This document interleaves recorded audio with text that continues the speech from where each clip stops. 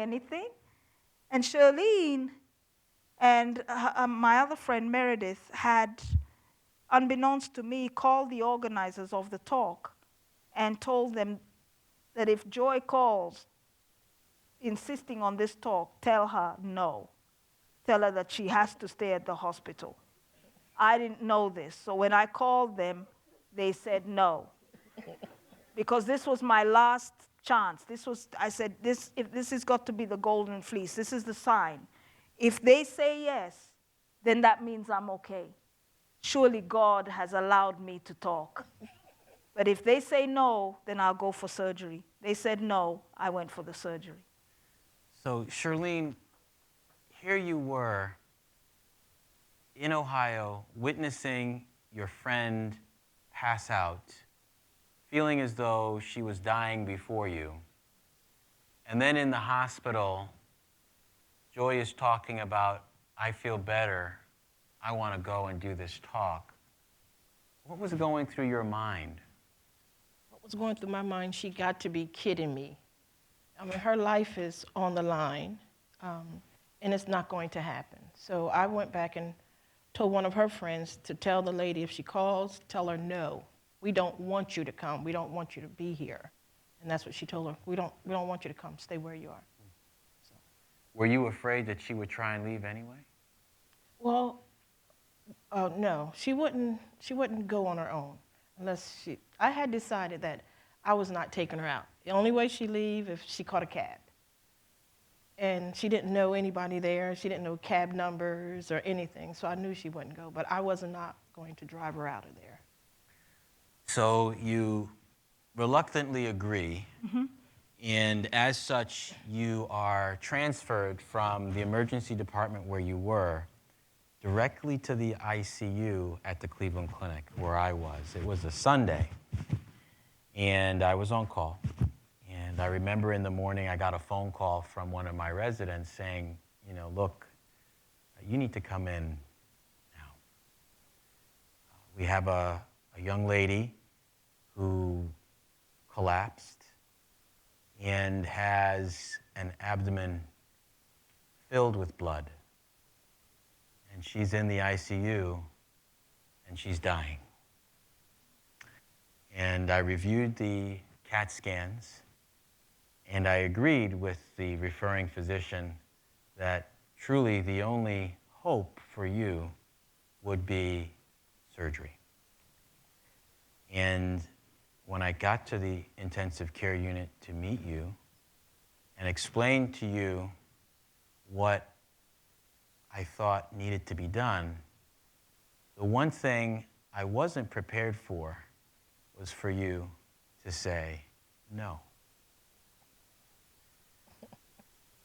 What happened between being in the emergency room where you felt surgery was an okay thing to when I got to see you and you basically said no?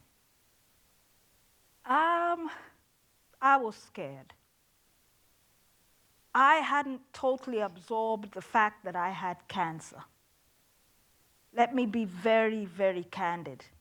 For somebody to be told she has cancer in April, late April, told to have her surgery immediately, turns around to the doctor and says, hey, doc, I'm going to talk to go to, see you, catch you later. To somebody who says, look, emergency care, I've got to talk to go to, take out these tubes out. I was in a state of denial and I was scared. And that is the reason why I said no to postpone this surgery, because I'd never gone through any type of surgery in my life. So this was a major surgery. I would watch ER and all these shows and see people and say, oh, wow, thank God that's never going to happen to me, in my silliness, because surgery can happen to anybody. But I always was fascinated about how they put them down and do you dream? Do you go into another world? It was happening to me. I wanted to avoid that. I wanted to postpone that. I was scared until Shirlene said to me, he is a good man with a good heart. you better do this. You better do this surgery. It's your only option. So that's why I agreed. Yeah, and it was a tough situation for me. Having seen your vital signs and all of the characteristics of what was going on, and we had chatted about this. I knew that if we didn't do surgery, you would certainly die. Yeah. If we did surgery, you might still die. And so here we were with two horrible options, choosing the less horrible of two bad things. So you agreed to have surgery. Mm-hmm. And for the next 6 hours, while you were asleep, interestingly enough, we were dancing. You and me and your anesthesiologist were playing a delicate dance of evicting the tenant grabbing hold of your body, trying to take you down with it, Mm-hmm. and us struggling to keep the ship afloat, as it were. Your abdomen was full of blood, and it was like bailing water. There were times where we had to stop the surgery in order to let you and the anesthesiologist recover you. Mm-hmm. And then when you were recovered, we continued. And that went on for 6 hours. So I could have died on that table. You came close more than once. And that was tough. And as tough as it might have been for me, I wonder, Shirlene, there you were sitting 6 hours with no information. What were you going through during those 6 hours? I guess I can say my mind was racing, wondering what's going on. And I even heard my mom's voice, if this makes sense. You know, I heard my mom's voice saying, no news is good news. No news is good news. And I would look back because the Cleveland Clinic gave me a pager, and they would run things across the pager to tell me, you know, surgery has started, or different messages would come across that pager. And 2 hours, an hour and a half, nothing. I would hear my mom's voice. No news is good news. No news is good news. But I was scared, very, very scared. Had a lot of fears and just scared. At any point during that time, did you worry that Joy might not make it through? No. No. For some reason, I never seen her as expired or deceased or anything. I guess I had faith in God, faith in you, and just faith in Cleveland Clinic that Joy would come through. I just had that, and that's what I held on to. And you did come through. Thank God. Thank God. Thank God. Thank God. Thank God. But in a way, the road ahead was still quite steep. Yes. Your recovery at the Cleveland Clinic lasted a month. Yes. And then after you left the Cleveland Clinic, you went back to your hospital in Virginia and recovered in the hospital for another month. Yes. And only then did you make it to chemotherapy. Yes. So, Shirlene, you had the idea to take photographs of Joy throughout her journey with cancer. What motivated you to do that? First of all, let me tell you, Joy insisted that I do not take one picture. No pictures, no pictures. I'm telling you, Shirlene, no pictures. And I said, oh, okay, I understand. But I wanted to take pictures. I wanted her to have a digital catalog of her journey. And also, I spoke to her sister. We spoke to her sister on the phone in Kenya. And I wanted to make sure that they had pictures. And I send out updates every other day or every 3 days to Kenya through Skype and email, so her family could always be connected to take away the fear and the anxiety they may have. And me as a parent, I thought to myself, I know her father would want to know about his child and how she's doing because she was so sick. So I wanted to make sure the family always knew what was going on with her. Now, what the picture showed in vivid color is what an amazing transformation your body went through, for worse and then for better. And so we have those pictures, and you've agreed to show them. Yes. And I'll be honest, there's nothing gory, but they're kind of hard to see. They're hard to watch because you almost can see someone disappearing before your eyes. So this is you before you were sick. Yes. So this is the Joy that I hadn't met. This is the Joy who gave talks. Yes. When I met you, you looked like this. This was before your surgery. And even before your surgery, you can see the difference. The you that you were had kind of gone away. And to think of it, you got weaker before you got stronger. Because after this, you lost a lot of weight. Yes. I was at 90 pounds. 90 pounds. So here you are during your recovery. Yes. What was that like, Shirlene, seeing her change so much? It was like living in two worlds, knowing a person who was vibrant, type A, very independent, go-getter, and then see a person who was totally bedridden, couldn't feed themselves, couldn't even hold a cup to drink water or anything. It was like, it was as though I had met two different people. Two different people. So Joy, you are used to being a very independent person. And then your life completely changed. Yeah. What was it like being this person for a while?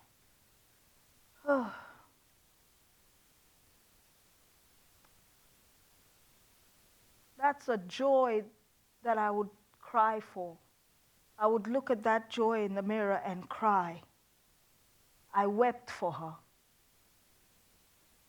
And the only thing that kept me believing that she was still here was I would look at her in the mirror and say joy, and look at her eyes. I could see my eyes. That was the only thing that was recognizable to me. It's a miracle that I'm even sitting here, because I remember this joy, and I remember weeping for her. That's how I felt. I felt she was fading, and I had to hold on to that joy. And the only way I could do that was by looking in her eyes and saying, "You are joy. You're not this person. You're not this thing." That's what happened. And then, in a way, from talking with both of you, it sounds like something magical happened. You built a team. How did you use that strength? How did you build that team, you and Shirlene, to get out of this? Shirlene came with a proposal. She had been trying to get me to eat. She had said, "I'll get you McDonald's, I'll get you KFC, I'll cook for you, but you have to eat." So this particular day, she came with a proposal. She said, "I will fight with you if you fight for yourself. I will fight with you if you fight for yourself." And I said, "Okay." And I shook her hand. And it was at this time that I would say to her, I'd look at her and say, "Do you think I'm going to die?" And she'd say, "No, no, of course not. You've made the promise to take me to Virginia Beach. So you've got to be alive for that." This was me asking her.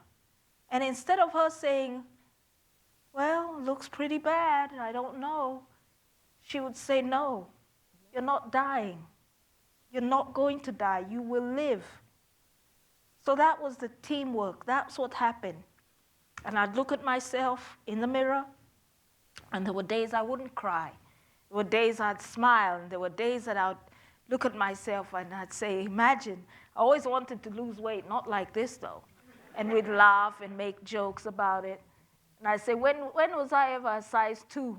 At least I can treasure. And she'd take pictures of me and, I was so, I changed. The trajectory of my life changed. Something happened. I decided to fight. And I fought by eating because cancer, this tenant was eating me alive. So we were going to battle this. So Shirlene, I'm sure that it wasn't an easy fight. What were some of the hardest parts of building this team with Joy? I'm sure it wasn't easy. Getting her to eat every 2.5 hours. I would feed her every 2.5 hours. I would give her water every half an hour, give her snacks, give her mangoes. And I changed, she was discharged on a regular diet. I changed it to a high protein diet because of my nursing background. I changed it to a high protein diet because she had lost so much weight. So I knew protein would build her muscles. So I made her eat a lot of boiled eggs, scrambled eggs, everything with protein in them. Berries, as you talked about, the blueberries, the raspberries, the blueberry jam for her toast. I mean, everything was protein, protein, protein. And Ensure. When you were talking to her about the Ensure, and she told you, well, you asked her, said, well, will you drink just one for me, just one can of Ensure? And yeah, and she would do that, yes, okay. So I told her, I said, well, can you get up to 3 a day? She said, okay, yeah, I can do that. So one day she says, are you happy? And I said, about what? She said, I'm up to 3 Ensures. I said, oh, yay. Can you give me 4 a day? So she worked her way up to 4 a day, and plus the eggs, the scrambled eggs, the boiled eggs, poached eggs, and Eggs. protein, yeah, eggs. And she started picking up weight, able to swallow and everything. The fat came back around her neck where she could swallow more and swallow, heavier foods. And the work paid off. Oh, yeah, the fat is there. Because here you are regaining your strength, Yes. finding a way to get back into life. Yes. Yes. And it gets better still. This is you in November when we were in Boston giving a talk Yes. at Harvard. Yes. And look at the difference.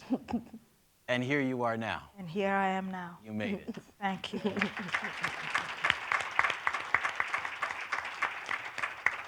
So, of course, it must have been difficult to have your family so far away in Kenya. Mm-hmm. What was that like for you? It was very difficult because I'm very close to my siblings. And I'm the first child, firstborn, first girl.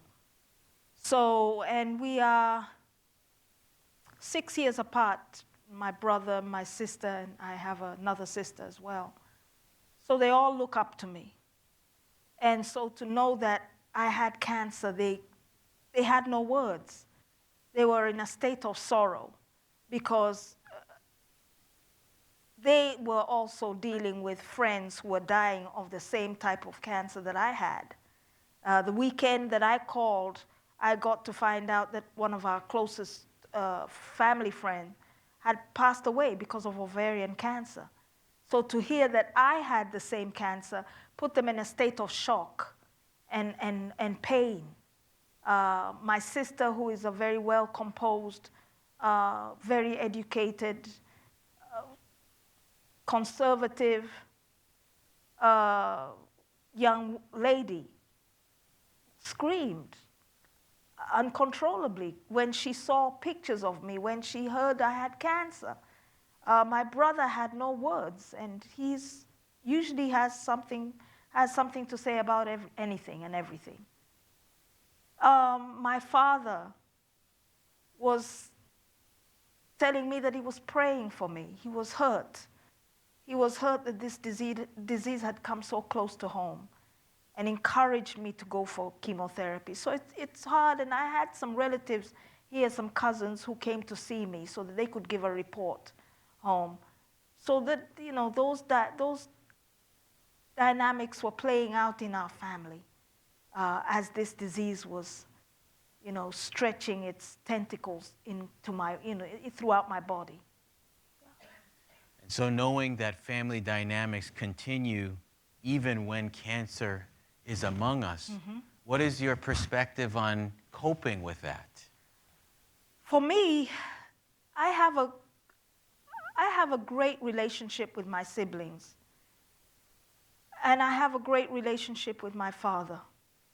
But what I needed was more. I became very childlike after the surgery.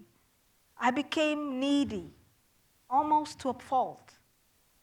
And I decided that I wanted to expand my family. I couldn't talk to my sister and my brother 24 hours, 7 days a week, although they did try with Skype.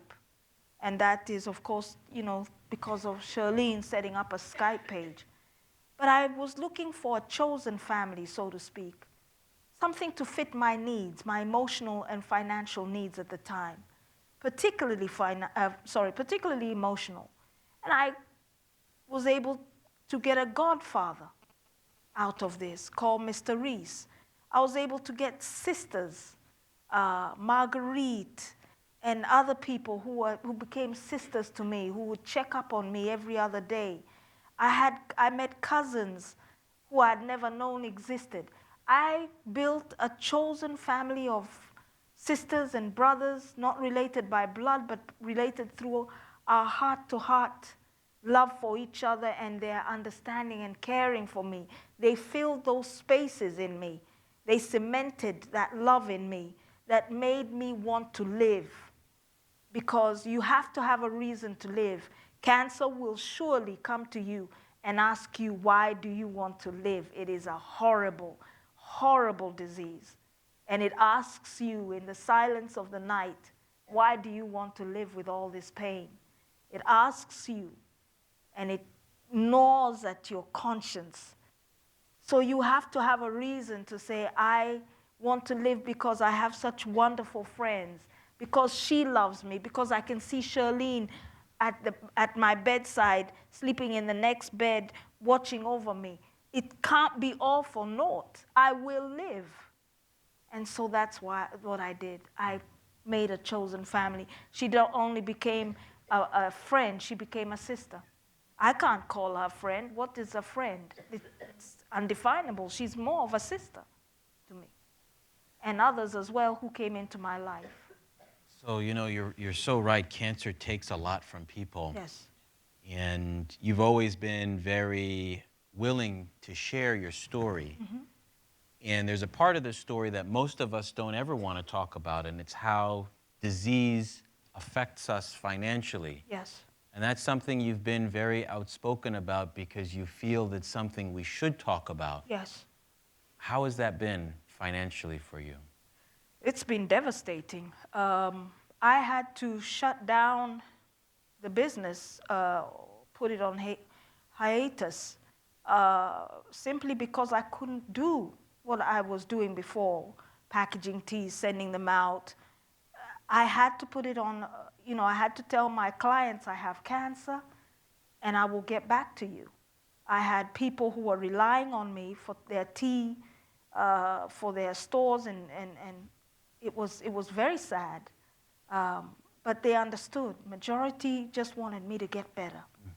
So the finances dwindled. The savings got eaten, were eaten up. Now I became a beggar. I would call my friends and relatives and ask for money. It can be very humiliating when you're so independent and you know how to make money and you know how to, and now you're calling somebody and $50 counts and $100 counts and $20 is like, a pot of gold. I think that that's the big elephant in the room, that people don't discuss that because they're ashamed.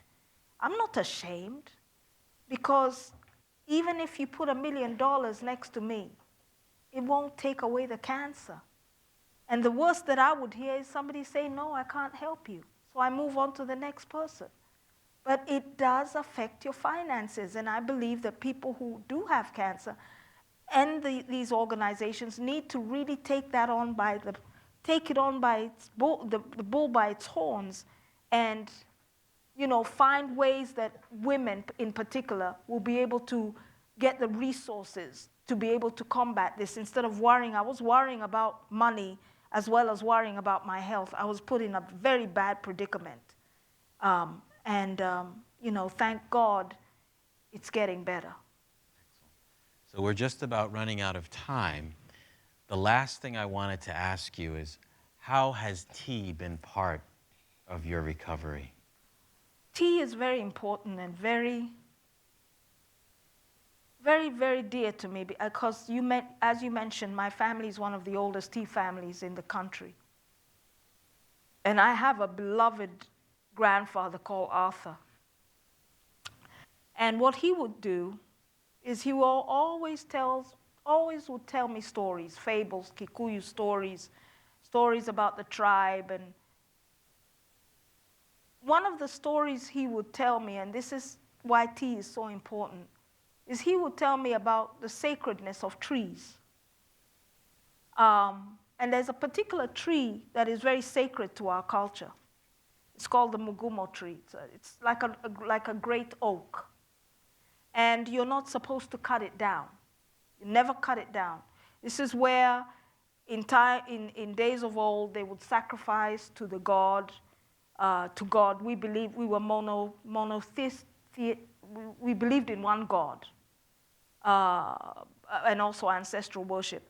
But that was your shrine where they would sacrifice their goats and all that to please God and ask for forgiveness and ask for rain. So this was a tree that still existed till today that nobody cuts down. And he told me about this tree. And when I was 90 pounds, that picture of me eating Activia, I thought about my grandfather and my grandfather's story of the tree. And I kept hearing this story of the tree, that you should nurture it and you should take care of it. And I said, oh, he wasn't just talking about the tree. He was talking about me, that I should nurture myself. I should take care of myself. I should surround myself with fertile people who would help me. Because he told me this story many times, over a cup of tea. So that's why tea is so important, because it gets you to a place where you relax, where the soul starts to speak. And those were the treasured times I had with my grandfather, because he would sip his tea and tell me a story about a tree. That rhymes, doesn't it? Sip his tea, tell me a story about another thing. And so I associated that with bliss and peace. But it was a lesson I learned when I was 90 pounds, that this is my tree. This is my tree. And it will not be cut down. It won't be cut down. I need to nurture this tree. I need to water this tree.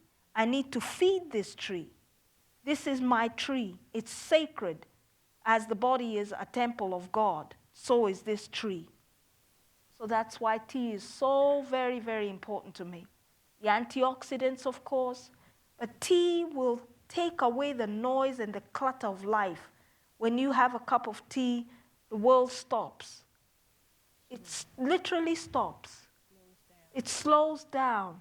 It slows your metabolism down, because there's something in tea which is almost magical called theamines.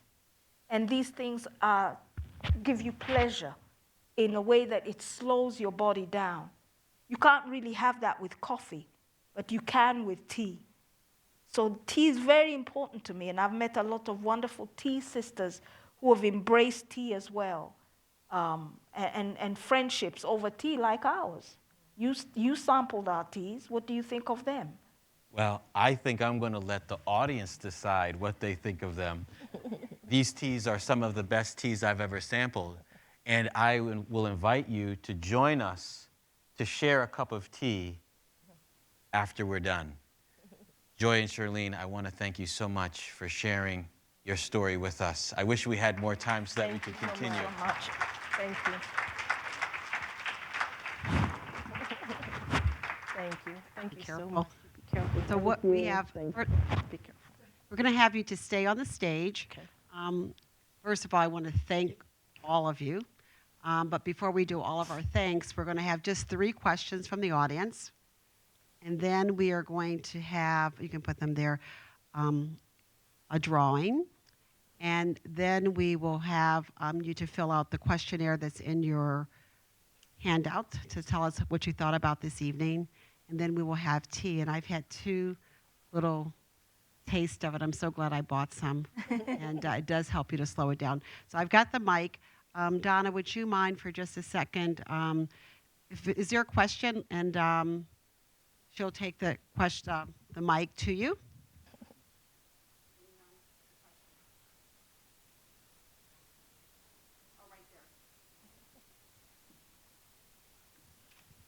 Hi. I don't really have a question. I just want to tell you that was so powerful. And I just thank you for being so transparent and sharing your story with us.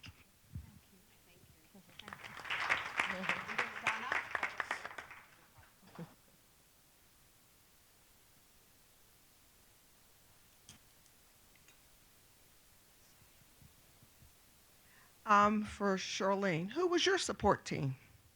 My godfather, who I introduced to Joy to be her godfather. My godfather, my brother, my sister. I have a group of homegirls, Facebook friends around the world, my grandson. But I have a lot of support. One more question in the back. Oh, okay. I tell you, we'll do one question there and then one more. Actually, let's do this so she's right here. I just didn't see. And then we'll come to you. You'll be next. Do you still seek medical attention at the Cleveland Clinic? Is Dr. Knight still your doctor? Yes, he's my doctor. He's still my doctor. And I'm currently in chemotherapy, still battling this disease.